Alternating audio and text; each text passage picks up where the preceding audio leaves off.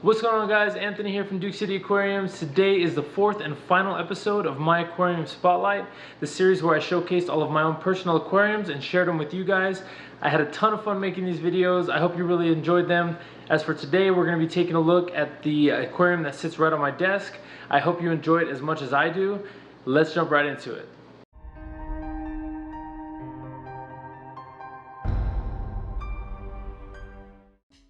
Now, I need to start off by saying that I love all of my aquariums and fish, but this one is my favorite aquarium, hands down. I set up this aquarium on my desk and I find myself just staring at it for long periods of time. Since it is on my desk, I wanted to create something super relaxing to look at from time to time, and I came up with this tank. Even though some people might look at this tank and see a normal freshwater community, for me, it's much more than that. This is the only tank that I own that I came up with the entire scape and stocking options myself. All of my other aquariums came from inspirations that I saw online somewhere. So in a way, this tank sort of showcases me as an aquarium hobbyist. So enough rambling, let's talk about it. This is a 20-gallon long that I purchased from PetSmart for around 30 bucks. It wasn't part of a kit or anything, so I was able to build it from the ground up with everything I wanted. For filtration, the choice was obvious. I had to go with sponge filters, and you'll know that if you've watched any of my previous videos, you will know that that's my favorite form of filtration. I also included a small power head that I only turn on for about 20 minutes after each water change so I can cycle the fresh water and dechlorinator faster. For heating, I'm using a single 100 watt heater, and this tank stays at around 78 degrees. The light is from Koval, and it's actually the smaller version of the lights I use on both of my African cichlid tanks. It does grow quite a bit of algae, as you can see here on the rocks, but in my opinion, it looks amazing and it seems like a real underwater habitat.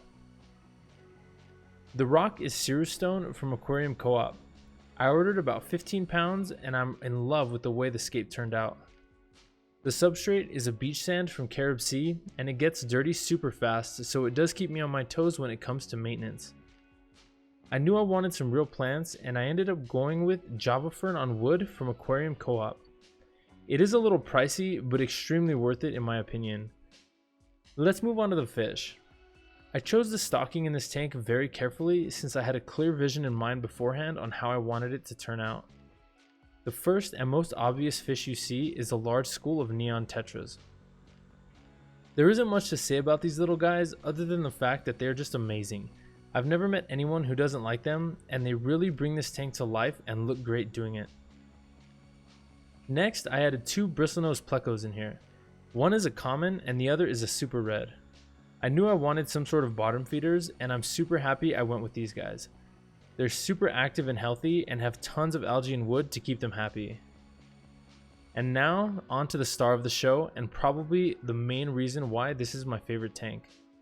This is my female koi betta fish. I know I shouldn't have favorites, but I don't care. This is absolutely, hands down, my favorite fish that I own. She's absolutely beautiful and has tons of personality. Every time I sit down at my desk, she comes over and greets me through the glass. I picked her up at Petco, so she was one of those unhealthy bettas sitting in those little plastic cups that we all hate. After bringing her home and getting her all settled in her new home, she made a full recovery about a week later. I still haven't picked out a name for her yet because nothing just seems right. Leave a comment down below on what you think I should name her. The last inhabitants of this aquarium is a small group of Malaysian trumpet snails. They burrow themselves in the sand during the day and only come out at night, so I hardly ever see them, but they still add to the overall ecosystem of this little underwater world. Please let me know your thoughts on this tank, and also let me know down below what your favorite fish that you own is. So there you have it, guys. That wraps up my Aquarium Spotlight series. Let me know in the comments down below which one is your favorite aquarium and why. As for next time, we're going to go ahead and take a look at my top favorite equipment that I use for aquariums. You're not going to want to miss that one, so make sure to subscribe, trigger the bell so you always get notified when I release a new video. Until next time, my name is Anthony with Duke City Aquariums. Thank you so much for watching, and we'll catch you in the next one.